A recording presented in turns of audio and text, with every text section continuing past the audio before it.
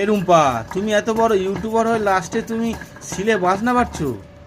বাবা হ্যাঁ, বেশি বড়লোকগিরি দেখিও না, বুঝেছো? আর শিলে এমন কিছু না, বাটনা বাটতে পারি না এমন কিছু না, আমি সব পারি।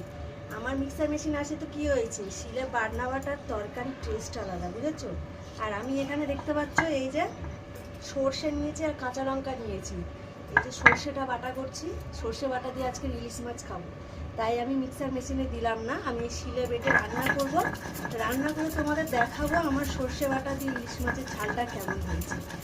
আর তোমরা কারা কারা শিলে রান্না বাটো অবশ্যই কমেন্ট করে জানিও। কেউ কিন্তু আবার ভেবো না যে বৌদি মডার্ন, কিন্তু না গো, আমি মডার্ন না। শিলে বাটনা বাটতে খুব ভালো লাগে। আর এই বাইরে বাটার একটাই কারণ আমার ঘরের জায়গা কম, তাই আমি বাইরে শিল নিয়ে চলে এসেছি, শিলটা নিয়ে বাটনা বাটছি। বাটনা বাটা হয়ে গেলে আবার তুলে রাখবো। তো অবশ্যই কমেন্ট করে জানিও।